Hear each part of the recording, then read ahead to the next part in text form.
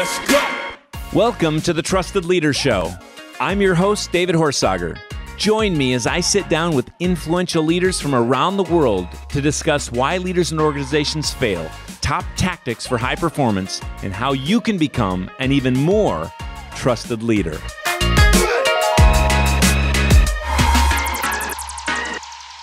Today's show is sponsored by Sourcewell.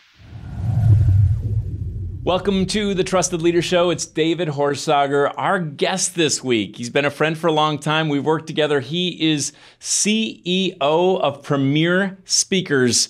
And he's a whole lot more than that. You're going to get to know him a little bit. He's the father of four. I'm the father of four. We were talking about this. We both done work in Kenya, and we have a heart for some things happening in Dominican Republic. My wife and daughter were there. You are doing some neat things there. You're a triathlete. I try to be a triathlete. In fact, he was a national championship qualifier.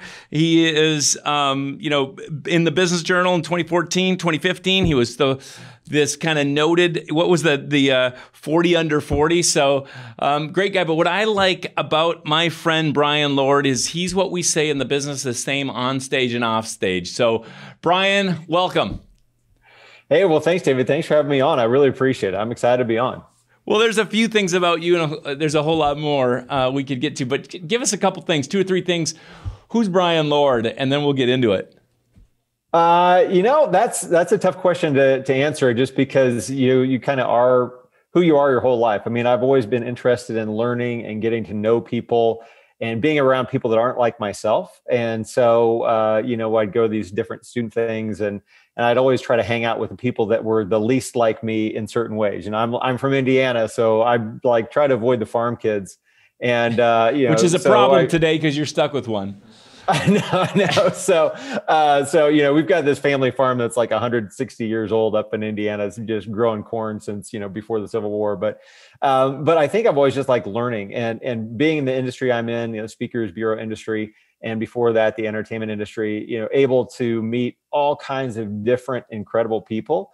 And for me, sometimes, making phone calls, sending emails isn't that exciting, but getting to know all the people's stories, not just the amazing speakers, but also, clients. And, I was talking to somebody today and her father's like this famous archaeologist in the Mediterranean. And I'm like, oh, that's really cool. And just the interesting people you run into all over the place. So I always love learning. And so whatever I'm doing, whether it's this, whether it's that, and I think that's too, whenever you meet somebody, you realize that they know more than you about something. And I love to learn. And so you just be humble and realize the best way to be smart is to realize you don't know everything. Everyone has a story, right? Everybody has a story, and we certainly all have something to learn. Who's someone you've learned the most from? I think my mom, when I was growing up, my parents got divorced. My dad, it did end up coming back into the picture about 10 years later, but my mom is somebody that never, ever, ever gave up. So you've got, single mom, 4 kids, 3 of them with health problems, the other's a baby, and just that really, really difficult time and never giving up, never complaining. My wife jokes around that I don't like to complain, which I don't know is true. I'm sure I complain sometimes, but it's definitely not a normal thing to complain. So like this year, I have, it's been or this past year, 2020 has just been a crazy year, but there's still so much to be grateful for and be thankful for, realizing that difficult things go on. And I think I got that from my mom, just, working midnights, sleeping 3 or 4 hours a day for, 15 years, and still having a smile and still, showing that kind of thing. So even with all the amazing people I've met over the years, I'd still have to say my mom's got to be up there. And you've met some amazing ones, and that's back when you were with William Morris, of course, too, and now with what you're doing today. But, I had a challenge one time. This just made me think of it. A mentor of mine challenged me one time. This was maybe 20 years ago, but it changed me forever. He said, David, I want you to do something for 90 days. Not one complaint. Never, no complaints, no complaint. You can't complain about anything for 90 days. I think I wrote about that. Might have been in my first book or something, but it was, that was powerful. It's like not saying one complaint. Interestingly, I was, this kind of ties, I'm jumping around here, but yesterday, I think I was listening to a podcast about how there are a few things more powerful than believing in someone.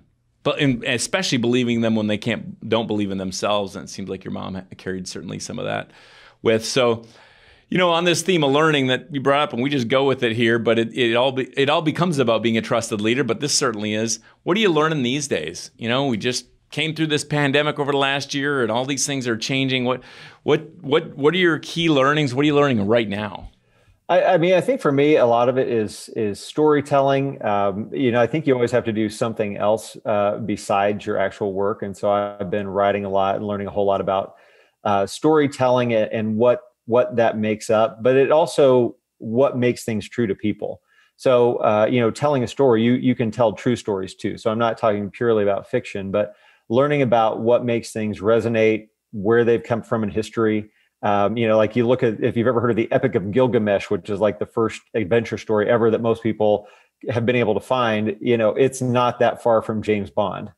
So it's, or even Star Wars. So those different things where the hero meets a mentor, gets these different things to complete their quest and overcome impossible odds. Those things resonate over and over again. And so how do those things inspire you? How do they inspire others? I love inspiration from a business standpoint, but also with kids. And for me, a lot of that was reading. And so, just encouraging kids to read and to grow as well, I think are so important. So, I mean, that's kind of what I've been really learning right now, but then also just those little things of just showing up every day.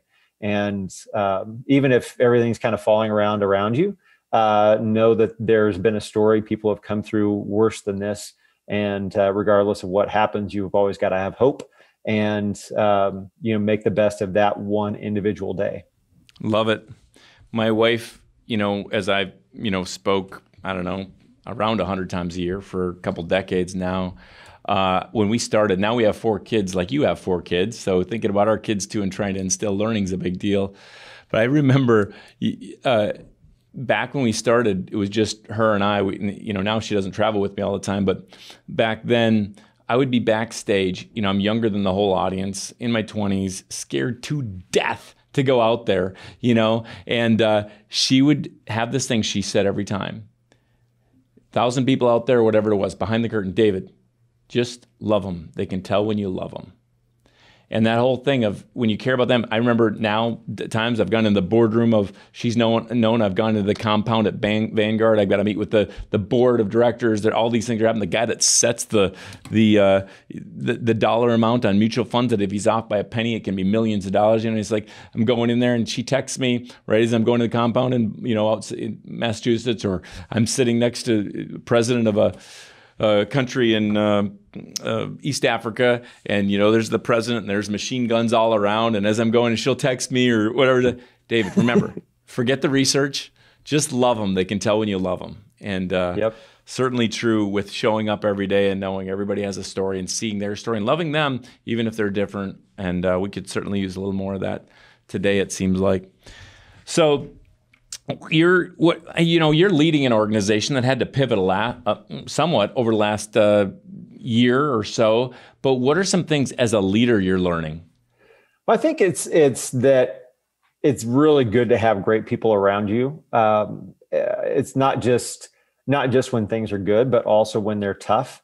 And part of your role as a leader is to still have that hope. I remember we were having, these meetings, and of course a whole lot of our income is based on people traveling and getting together in big groups, which has not been the recipe for success in 2020 for the most part. And we just had to say, how can we help our clients? How can we do that? And just getting it refocused on what we can do. So there's so often so many things are focused on what you can't do, what you don't have. Well, what can we do? Okay, we don't have this big chunk of what we've always done. How can we make this most of this little chunk that we've done? What advantages do we have? And our, the folks we have in IT stepped up, and advanced stepped up, accounting stepped up. I don't know if I had the least amount to do with it, but I certainly didn't have the most. And it's just because so many people that are talented at what they do really refocused. Whether it's, Sean Hanks here, who's done so much, or Sherry in accounting, or all these other people we couldn't even name, that have, stepped up, and there's this late night that you didn't see, or they made the decision to keep pushing you when they were a little tired, or we all took a break. It's those different things that helped be successful in a really difficult time. And you can choose to focus on what you don't have and what you can't do, or you can choose to focus on what you do have and what you can do. And that's just a really simple choice and a really simple decision. And I think people, just like you were talking about, there's all this research, everything else, but really it's just kind of who you are and how you're made up and choosing to do what you're able to do. So getting to those little things, I think, you talk about you got to hire the right people, but let's think about this. What habits do you see those great people that you're thinking about? They had to persevere, they had to pivot, whatever last year, but they probably had things that they just do. Like, what makes up the great people? I mean, Lencioni might say it's hungry and smart and all that. You might say, what are the habits, or what do you notice when you say that person has what we need here at Premier? They're doing the little things we need to do every day. What are those things? What's that look like? I think it's showing up. It's kind of funny. I was talking to my cousin who works in, I won't say what company, but we're trying to get together, and she goes, yeah, I can leave for up to 2 hours without everybody quitting working. So like, that's her thing. Like, I can't imagine, like, if I'm not here, I don't worry about people not doing their job. And I think that people have that responsibility. I know there's all these jokes about IT. A lot of times our IT department are the first people here. And, and that's you hear people say, oh yeah, the IT guys rolled in at 10 a.m. I'm like, really? They do that? And it's just kind of the reality of different places compared to here. But I think there's just that standard. And that I think also too, and you've pointed this out before, that leaders really set the tone.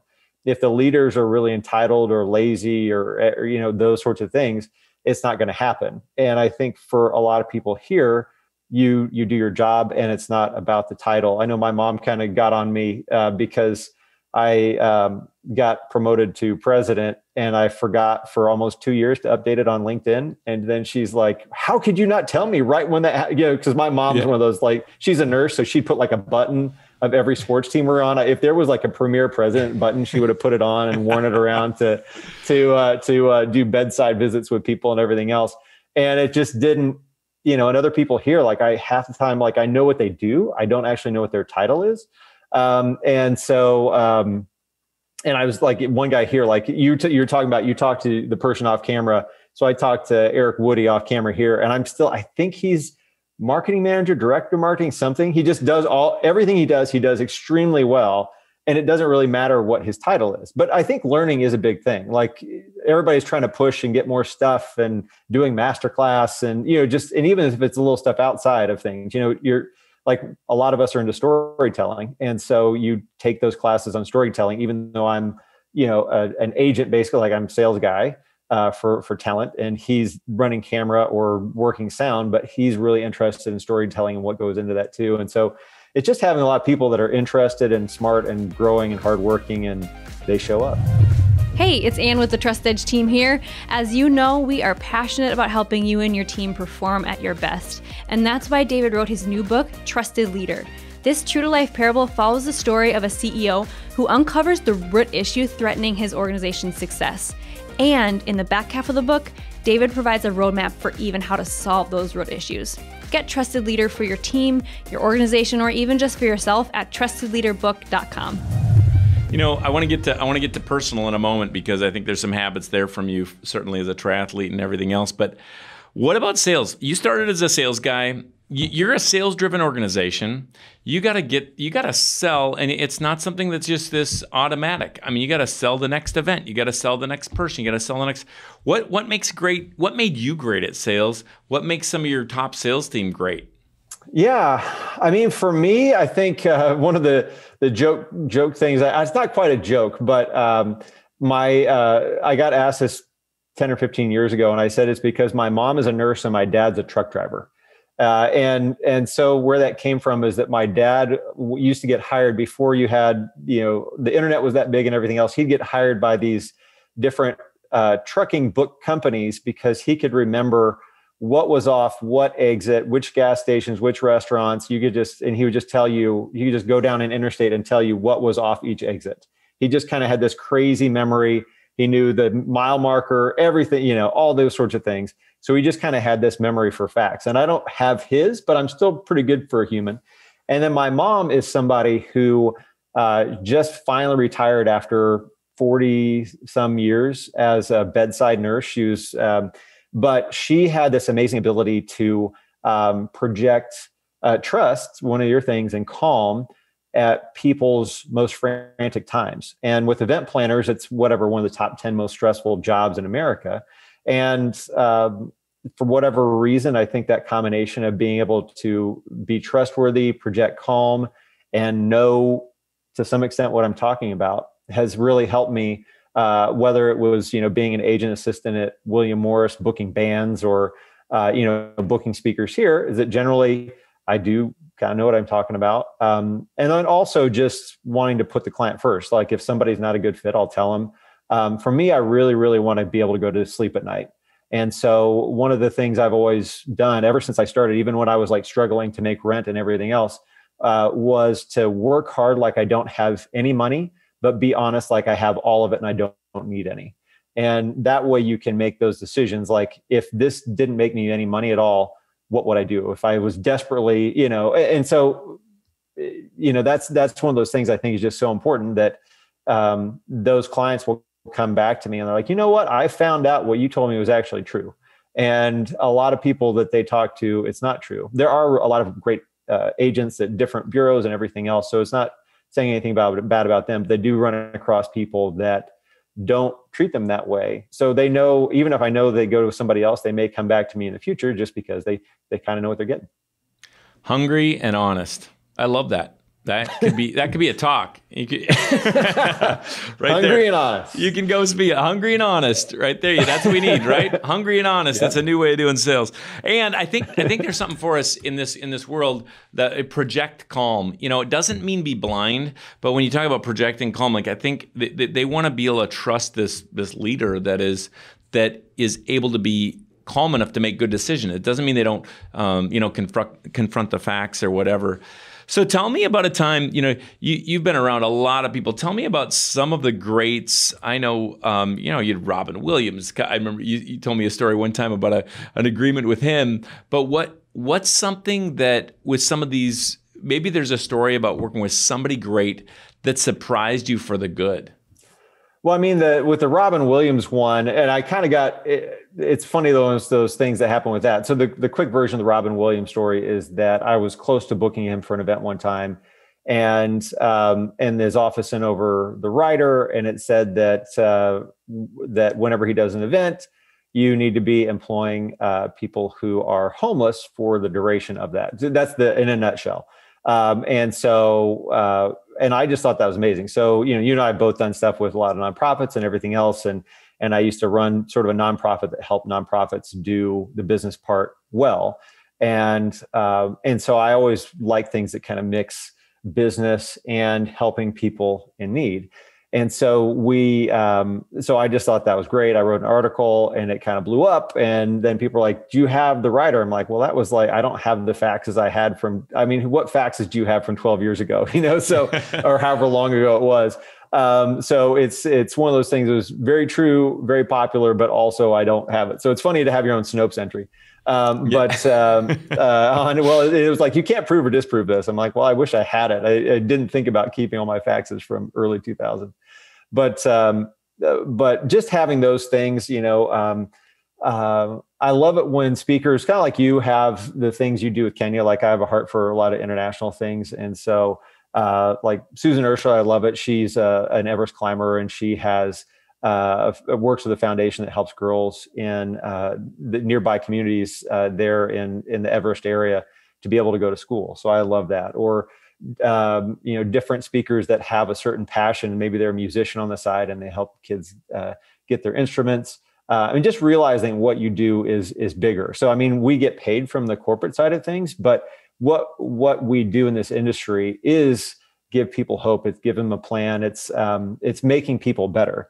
And I think you should never forget that. I mean, I was talking to somebody earlier this year doing an interview, and that's the big thing. You just never forget that what you do is teaching people how to improve their lives, whether it's just getting better at sales or leadership or whatever. You want them to be better after having heard you than they were before. And for us, we're kind of back behind the scenes helping set that up. But if you're an agent, you realize that you're important, that you're not the face of it, but you're there helping that person help others. And that was kind of the idea behind the nonprofit, is that we're behind the scenes helping nonprofit leaders who go and help other people. And that's still important. And it's humbling. It's not as famous. It's not as glitzy, but it's really important. I think that's what all of us in this industry have to realize, is that we need to get our message out. So whether it's virtual, whether it's in person, whether it's in writing, whether it's over audio, whether it's over video, that's at the end of the day, like, people listening to this, hopefully they are better at something. They're more inspired to do something better than they were before they started listening to it. Well, to this point, we all love to make a difference. At least many of us are in it for this. There is people that are in it just for the money or just entertainment, whatever. But you and I were in this. We love to make an impact. But when you see speakers, I mean, there's a reasonable argument that, hey, you go speak for an hour, you're not making any impact with that. And there's some reasonableness to that. But when you see people that took that hour or 60 minutes or 90 minutes, 45 minutes, 90 minutes, 30 minutes, and they actually made an impact, that was something. What was there? Well, maybe there's a specific speaker you're thinking of, or maybe it's a story, or maybe it's just, what did they do? What did they have? Those that really took those minutes and added value to them and made an impact. Man, that is tough to, you're really putting me on the spot here. I mean, I think you could look at somebody like Jim Morris. I mean, his story, he was at Disney's The Rookie. And of course, there's a dramatic story of him going out and playing baseball, but there's also the story of him coming from this abusive childhood. And, Bob Goff, I know you and I are both Bob Goff fans, but he says that you're either a reflection or a reaction to your parents. And so you either intentionally are going out there to be just like your parents or to be just the opposite of them. And we all have that choice. And so, Jim Morris, he's like, I'm going to be there for all these kids because my dad wasn't there for me. And so, he never goes to major leagues if he doesn't have this bet with his kids, but they trusted him that he would follow through with this bet, that if they won the sectional, he would try out for the majors, even though he was this, 37 or whatever year old guy. Just those speakers that they make that difference. Rick Rigsby is another one who, talks about lessons from a third grade dropout, that story. Andy Andrews is another. He, Andy, and I really like his, just with, he lost both of his parents. So I wasn't an orphan, but both the same story of finding sort of your future through reading. I was a book addict. My grandma paid me, she said, I'll pay you $2 for every Newbery Award-winning book and classic that you read. So I'm like a second grader, kind of understanding Tale of Two Cities, eating it, reading the book while eating Wheaties in the morning. And so I could save up and buy an Atari, and then Ataris weren't cool by the time, because I kept spending all my money on baseball cards and candy and stuff like that. And so, but I ended up reading hundreds of books. And so when I heard Andy's story of, he was homeless living under a pier, but he could still go to the library, and he had this mentor who came along and made him read 300 books of the greatest people who ever lived, all of these autobiographies. And it really changed him. And that always resonated with me, because, it doesn't matter how rich or poor you are, you're able to get access to books and get those ideas and realize that you're not too far off from those other people. Even though they were great at some point they weren't. And there's that journey in between, and you can get that through reading and through learning. I love it. Well, I think, it's interesting. We have this special opportunity to make an impact, but, I think what I like about that story compared to some is it's not the person necessarily that climb Mount Everest that's the most inspiring, because I'm not going to do that. The most inspiring speaker is one that gives me an idea I can use tomorrow morning. Mm-hmm. And like Andy, if he inspires people to read more or to shift thinking in a way that they can do something tomorrow morning about it.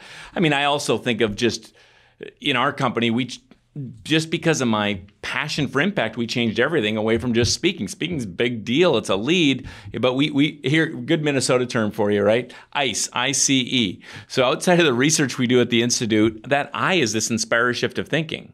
And then the C in the acronym is clarify and measure. In our case, we measure trust, because if we can measure it, we can close a gap, right? And the E is equip, and we have a process for ongoing.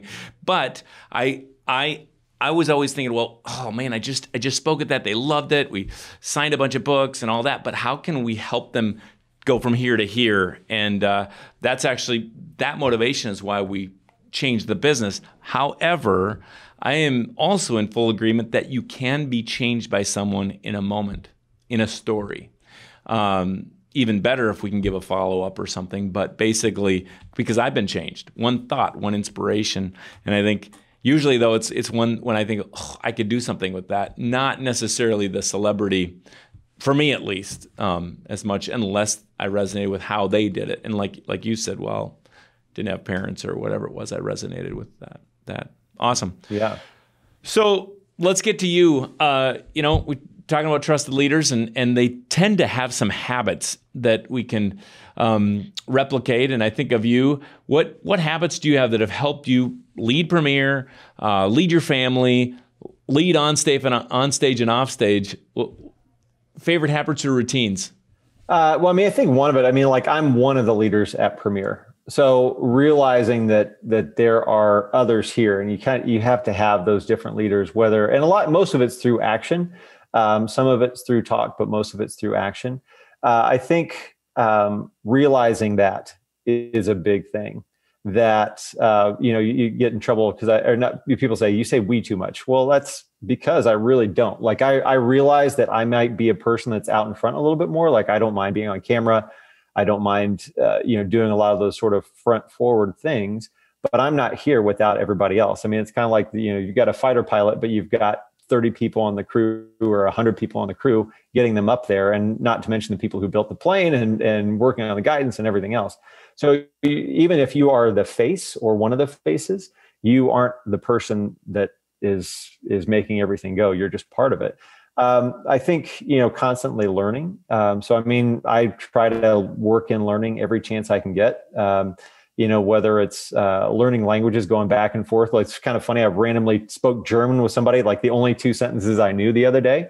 And that was kind of a fun thing to build a relationship. And then masterclass. I think you have to be a learner to continue learning things outside your field, inside your field, outside your field. For us, it's easy just because if I'm reviewing speakers, I'm usually learning something. Staying in shape, being healthy. For me, it's no longer like an issue. Like I went back, and so the last time I missed a day working out was March 15th. So I haven't. So usually I get in, probably 360 days a year of either running or biking or swimming, something like that. When does that happen? Okay, you're busy. You're running. You're president of Premier. You're got 4 kids, trying to be a good dad, husband, friend. What's your routine for getting the workout in, or even in the morning? What's your routine? Sure. Well, kind of my personal free time that I get to choose what to do with is generally between about 5 and 6:30 a.m. So I will usually wake up. Today was a little bit earlier, about 4 something. And then I finally talked myself back and forth. I finally got out of bed at 5. One of those things like, am I going to go back to sleep? No, I'm not. When do you go to bed? When do you go to bed to sleep? Whenever my wife finishes watching the show. So we usually watch some sort of show. So I think last night it was probably 10. So 10 to 4. Sometimes it's 11 to 5. One time I think I slept into 7, but now it's really a habit to not sleep that late. My wife is a California girl, so she's on Pacific time, and I'm definitely not. So we have different sleep habits. Usually that's when I get in a workout that's usually 30 to 45 minutes. I've done marathons, but I didn't do any of this past, 2020 was a different year. So before I go into athletic, I got to hear this more about sleep. So are you saying normal is 6 hours of sleep or 7 hours of sleep, or when you're going to bed around 10 and you're getting up at 4 or 5? It has been a little crazy. So it's almost 4 years ago now, we adopted newborn twins. And so I had very regular sleep. So for a while, I was getting that 2 hours of sleep a night. And then I started, it's just sleep is a little crazy for me, but I can tell if it is bad. So if it's affecting me, then I try to figure out a way to take a nap. But usually usually I wake up, and if I know I'm not going to go back to sleep, I start doing stuff. So my rule is if I'm up for 30 minutes, I have to actually get up. So if I wake up, I give myself 30 minutes, go back to sleep. But I don't know the last time I really set an alarm unless I had to be someplace, which hasn't been that much recently. So I'd probably say 6 hours might be the case, but it's, if I can't go back to sleep, I get something done. So you get up at 5, then what? Then, either 30, 45 minutes on the bike in the basement. So that's where I get to catch up on all my movies and, watch the whole MCU series, or I record. I still have recordings of the Tour de France from this summer. So I watched that this morning where I'm kind of going back through the tour. And so it's easier to bike when you're watching people bike. And I'm into the sport, so I actually like it. Like, I can't understand how people watch golf, but I can understand how people watch cycling, and I can see how that would be the reverse. And then I'll usually, like one of my hobbies is writing. And so, I'll write some and then get up and go. If it's a day when I'm working from home, I'll usually get the twins up for my wife. So just getting them out of what they slept in and into what they are going to be running around in that day and making them eggs or something like that. And my wife takes over. And if not, I'm in at work. So Monday's a work at work day. And then and goes from there. So that's how I get it in. For me, I actually my brain is very sludgy if I don't exercise first thing. And then also I have a lot less energy if I don't work out. So for me, my day is much worse if I don't work out. And it's really just a habit now. I mean, I'm like, why didn't I not work out on March 15th? But it was kind of funny, because my brother's like, that's really high on the grit scale. Cause everybody's into like the Angela Duckworth grit thing. I'm like, I don't know. I just do it. It's not I don't have to make myself get up and work out. I just do it. Is there anything to this point, any tips that you've learned now as a parent that making you a great dad or a great husband, or routines that are like, I always do this, or even with your marriage, like, this is something that's really been valuable for us? When I was in college, it's really funny. So usually when you're in college, all the talks are about don't drink, don't do drugs, don't have sex, don't all this don't stuff. And so we had this couple in, and they were doing a talk, and they were really old. They were like 28 or 30 or something. And so we're expecting that kind of talk. And this was at I think it was InterVarsity or something, some kind of meeting right there. And and so the woman starts saying, don't put bricks up in your marriage. And like, none of us are married. Like, why are you telling us this? Don't put up bricks in your marriage. And still, she'd say, so there's this one bad thing here. And you just put it down. It says one bad thing, you still see across everything. And then, but what happens, you start putting these bricks all together, and they start building up a wall. And she's like, she was so passionate about this, and their time was up.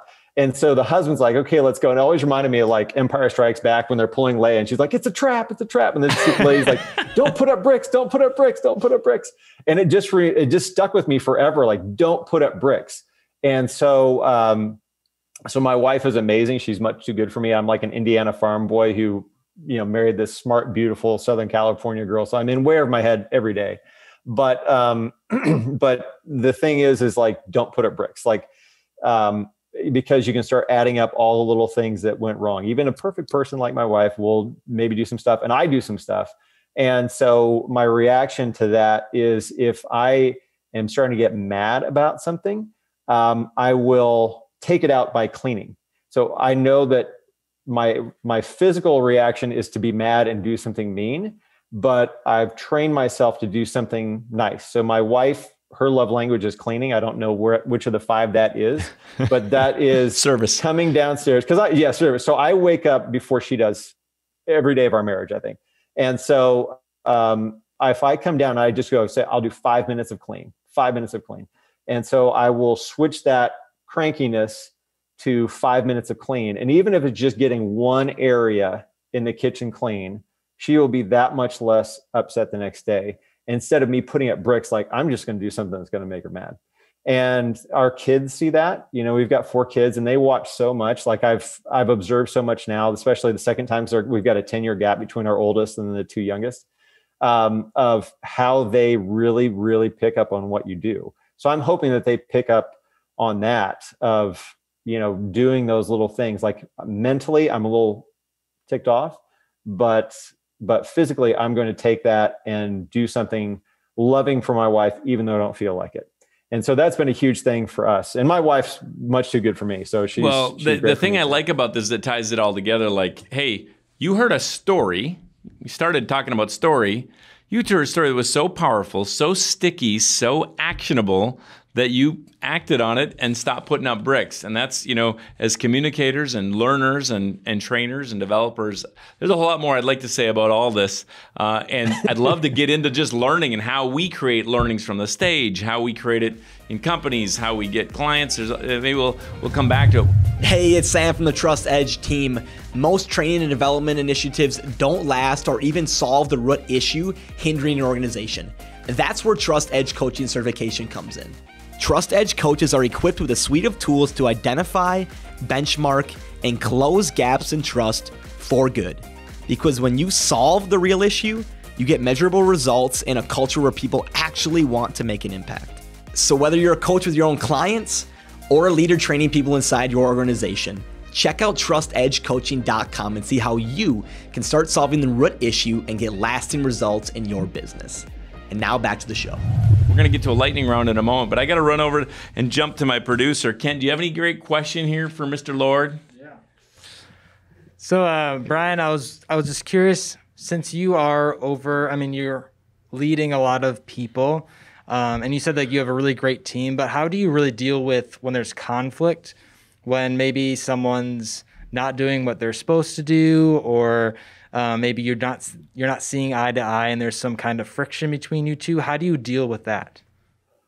I think it's just understanding that other people aren't like you.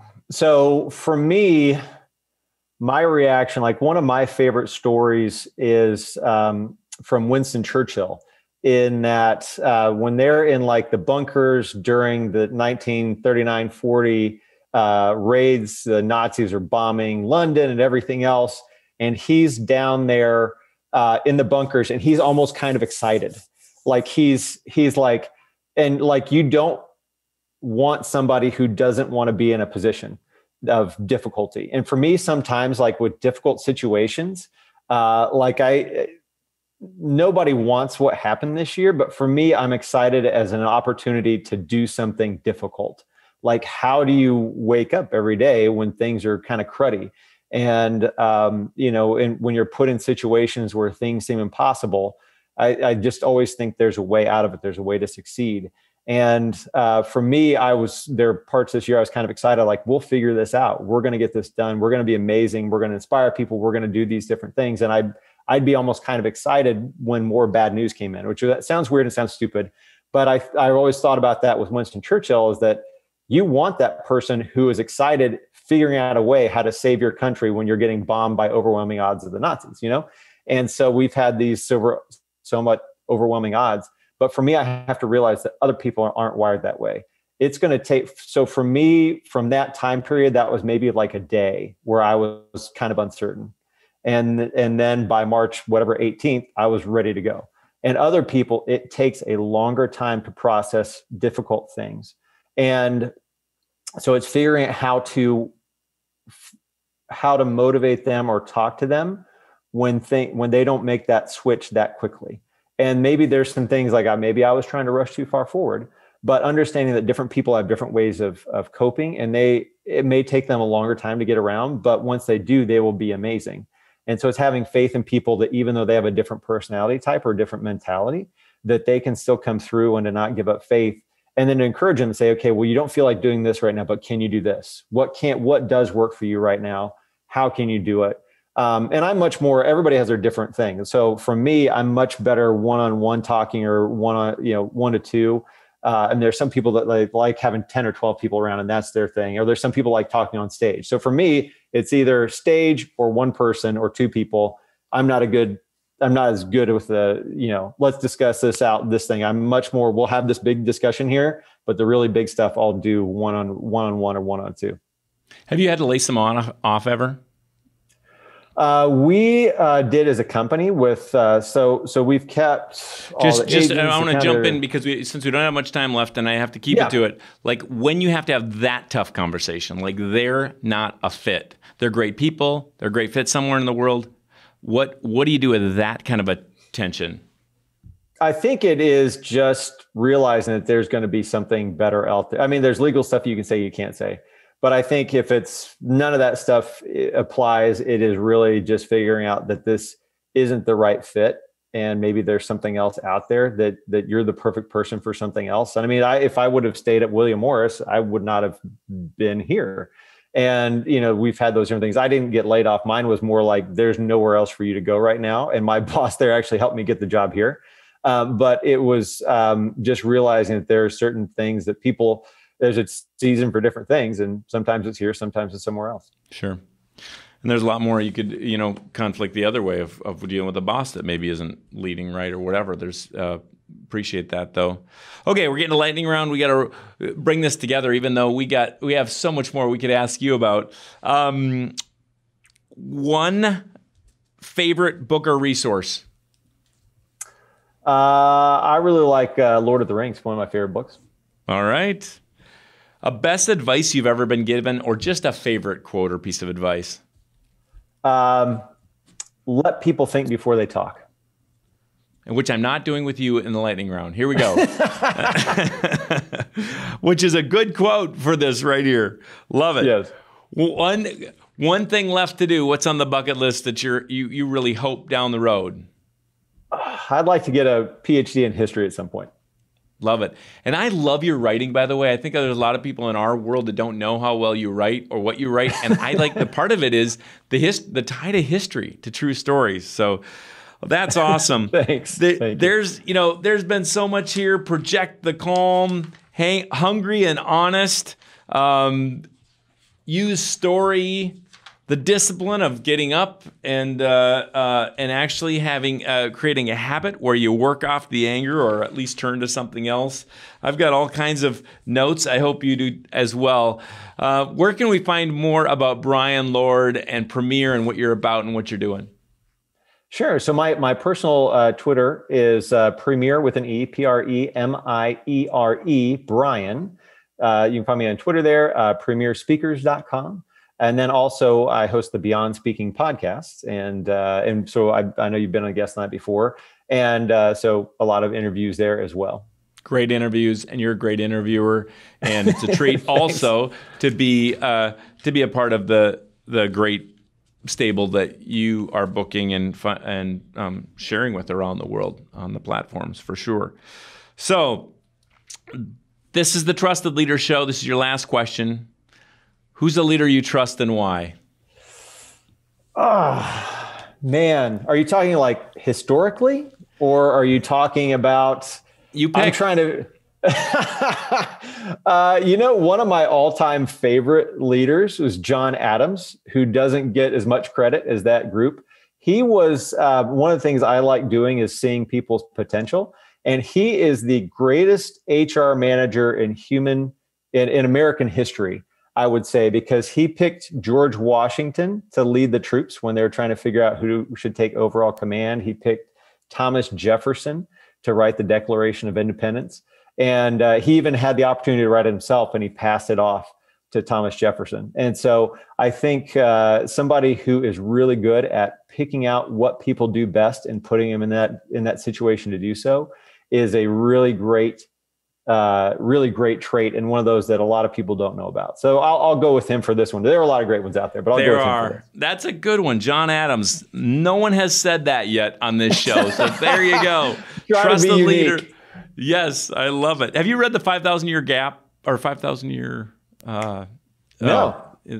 Really, I don't know, but it's very fascinating on just this beginning of the country, how freedom was formed, how we the 5,000-year leap, how really that Declaration of Independence, that Constitution gave the world a 5,000-year leap forward in many ways. And so not that there aren't plenty of challenges to talk about, but yeah, there we go. So Brian, this has been fun, and I could talk to you all day, but I appreciate you just spending time with us and the leaders listening today, and I just want to say thank you. Hey, well, David, thanks so much for having me on. This has been a lot of fun. I appreciate it. So you can find everything about Brian at the show notes, trustedleadershow.com. It's been the Trusted Leader Show. Thanks for joining us, and we'll see you next time. stay trusted.